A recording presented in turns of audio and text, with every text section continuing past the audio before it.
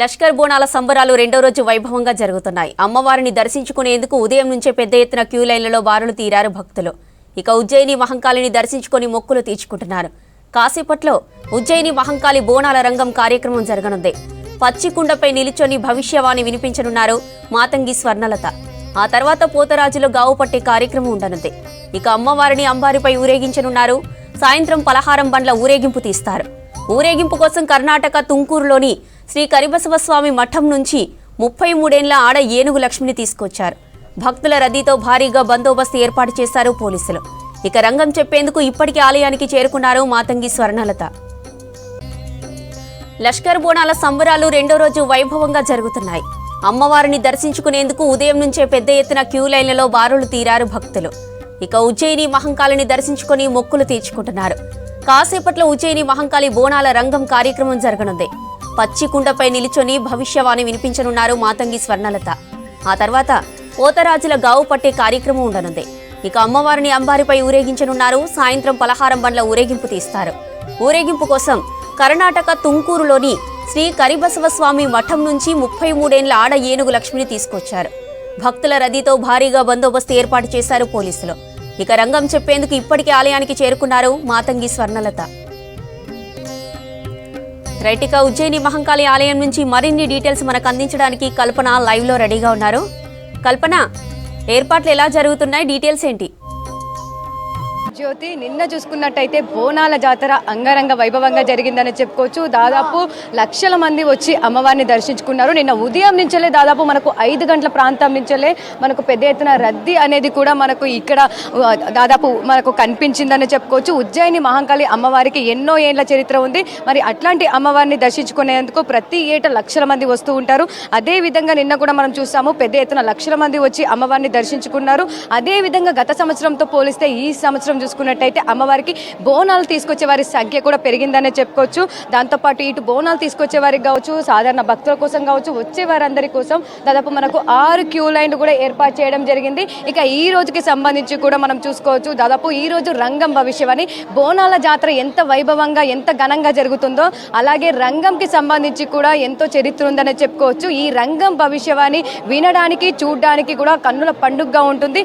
సామాన్య ప్రజల నుంచి ఇటు వ్యాపారులు కావచ్చు, దాంతోపాటు రాజకీయ నాయకులు సైతం ఈ రంగం భవిష్యవాణి వినడానికి అయితే ఆసక్తి చూపిస్తుంటారని చెప్పుకోవచ్చు. మరి అట్లాంటి రంగం భవిష్యవాణి అయితే మరికొద్ది సేపట్లో ప్రారంభం కాబోతా ఉంది. ఇప్పటికే ఇటు మంత్రి పొన్నం ప్రభాకర్ కూడా ఆలయానికి చేరుకోవడం జరిగింది. అదే విధంగా ఇటు మాతంగి ఎవరైతే మనకు భవిష్యవాణి చెప్తూ ఉంటారో ప్రతి సంవత్సరం గత కొన్నేళ్లుగా కూడా మనకు మాతంగి స్వర్ణలత అనేది భవిష్యవాణి వినిపిస్తూ ఉంటుంది. అదే విధంగా ఈ సంవత్సరంకు గాను కూడా మనకు స్వర్ణలత ఇప్పటికే మాతంగి స్వర్ణలత ఆలయంకి చేరుకోవడం జరిగింది. ఇక మరికొద్ది సేపట్లో ఎంతగానో ఎంతో మంది ఎదురు చూస్తున్న రంగం కార్యక్రమం కూడా ప్రారంభం కాబోతుందని చెప్పుకోవచ్చు. ఇక రంగం కార్యక్రమం అనంతరం కూడా అమ్మవారి తమ్ముడుగా పిలిచే పోతురాజులు అంటే 7 అక్క చెల్లెల తమ్ముడు పోతురాజులు సంబంధించి కూడా గావు కార్యక్రమం కూడా ఉండనుంది. గావు కార్యక్రమం అనంతరం కూడా మనకు ఏనుగు అమ్మవారి ఊరేగింపు కూడా ఘనంగా జరుగుతూ ఉంటుంది. ఈ పురవీధిలో మనం ఏదైతే ప్రజెంట్ లొకేషన్లో ఉన్నామో ఈ లొకేషన్లోనే అమ్మవారికి సంబంధించి కూడా మనకు ఊరేగింపు కూడా ఘనంగా ఇక్కడ జరగనుంది. అందుకోసం కూడా ఇప్పటికే ఇటు కర్ణాటక సంబంధించి కూడా ఏనుగు లక్ష్మిని కూడా తీసుకురావడం జరిగింది. అటవీ శాఖ చట్టాల ప్రకారం అన్ని జాగ్రత్తలతో నిన్న మనకు మొన్న 12వ తేదీనే ఏనుగు తీసుకొచ్చారు అధికారులు. అదే విధంగా ఊరేగింపు కోసం ముఖ్యంగా చూసుకున్నట్టయితే ఇటు కర్ణాటక తుంకూరులోని శ్రీ కరిబసవ స్వామి మఠం నుంచి కూడా తెలంగాణకు 33 ఏళ్ల ఏనుగు లక్ష్మి అనేది రావడం జరిగింది. ప్రతి సంవత్సరం చూసుకున్నట్టయితే మనకు దాదాపు ఈసారి అయితే ఏనుగు చేంజ్ అయిందని చెప్పుకోవచ్చు. ప్రతి ఏటా వచ్చే ఏనుగుకి ఈసారి కాస్త అనారోగ్యంగా ఉండడంతో ఈసారి ప్రత్యేకంగా మరొక కొత్త ఏనుగునైతే తీసుకొని రావడం జరిగింది. అదే విధంగా కాకపోతే మనకు భక్తులైతే ఈ రోజు కాస్త తక్కువగా ఉన్నారని చెప్పుకోవచ్చు. ఎందుకంటే రంగం భవిష్యవాణి కార్యక్రమం జరుగుతున్నప్పుడు కూడా ఎవరిని కూడా అలో చెయ్యరు. మనకు అమ్మవారి దర్శనంకి కావచ్చు, అమ్మవారికి మొక్కులు చెల్లించుకోవడానికి వచ్చే వారి కోసం కావచ్చు. అందుకోసం అని చెప్పేసి కూడా ఈ టైంలో మనకు ఎక్కువగా భక్తుల రద్దీ అని కూడా కనిపించదని చెప్పుకోవచ్చు. సాధారణంగా మనకు దాదాపు ఉదయం నుంచి అయితే మనకు చాలా తక్కువగా భక్తులంతా వచ్చి అమ్మవారిని అయితే దర్శించుకుంటూ ఉన్నారు. అదే విధంగా రంగం భవిష్యవానికి సంబంధించి కూడా మనం నిన్న కూడా మొత్తంగా చూసుకున్నట్టయితే నిన్న కూడా చూసాము. చాలా వరకు బోనాల జాతరకు సంబంధించి కూడా పెద్ద ఎత్తున భక్తులంతా వచ్చి అమ్మవారిని దర్శించుకుంటూ ఉన్నారు. అదేవిధంగా శివసత్తులు జోగినిలకు సంబంధించి కూడా ప్రత్యేక టైం కేటాయించడంతో వాళ్ళంతా కూడా వచ్చి కూడా దర్శించుకోవడం జరిగింది. ఇక నిన్న సాయంత్రం మనకు పలహార బండ్ల ఊరేగింపు కూడా అంతే ఘనంగా జరిగింది. దాదాపు సికింద్రాబాద్ పరిసర ప్రాంతాలంతా కూడా పలహార బండ్ల ఊరేగింపుతో రాత్రి అంతా కూడా మనకు కన్నుల పండగగా జరిగింది. సో అదే విధంగా ఈ రోజు సాయంత్రం కూడా మనకు పలహార బండ్ల ఊరేగింపు కూడా అంతే ఘనంగా జరగనుంది. ప్రతి సంవత్సరం కూడా 2 రోజుల పాటు అంటే బోనాల జాతర, తెల్లారి రంగం భవిష్యవాణి, అంబారి కార్యక్రమం, ఈ 2 రోజుల పాటు కూడా మనకు ఆలయం అనేది కూడా ఎప్పుడు తెరిచే ఉంటుంది.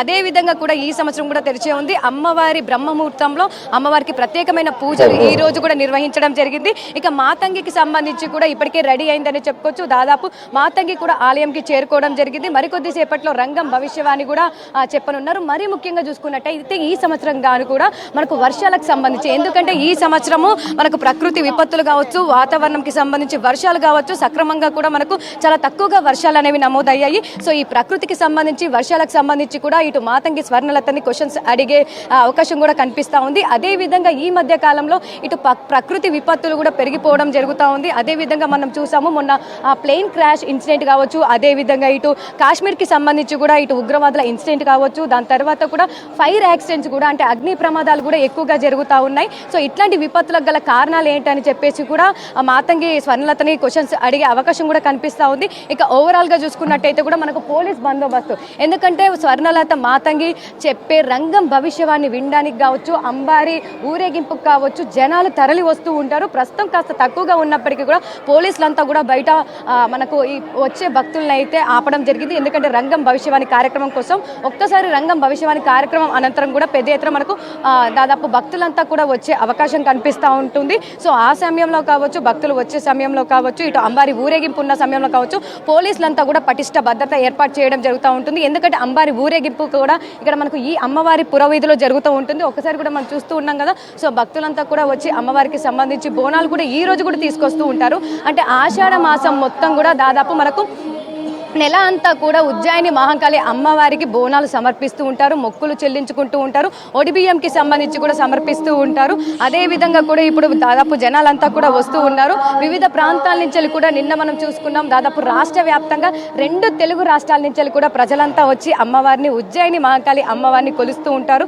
కోరిన కోరికలు తీర్చే ఉజ్జయిని మహంకాళిగా కూడా పేరొందింది. దాదాపు 250 ఏండ్లకు పైగా చరిత్ర ఉన్న ఈ ఉజ్జయిని మహంకాళి అమ్మవారిని దర్శించుకోవడానికి అయితే నిన్న తరలి వచ్చారు. అదేవిధంగా ఈ రోజుకు సంబంధించి కూడా అంబారి రంగం భవిష్యవాణి కార్యక్రమం కూడా ఎంతో ఘనంగా జరగనుందని చెప్పుకోవచ్చు. దాంతోపాటు ముఖ్యంగా చూసుకున్నట్టయితే ఇటు అంబారికి సంబంధించి కావచ్చు, పోతురాజుల గావు కార్యక్రమం కావచ్చు, దాంతోపాటు ఇటు జోగిని శివసత్తులు కావచ్చు, పోతురాజుల విన్యాసాలు కూడా మనకు అంబారి కార్యక్రమం ముందు కూడా ఎంతో ఘనంగా కనిపించే అవకాశం ఉందని చెప్పుకోవచ్చు.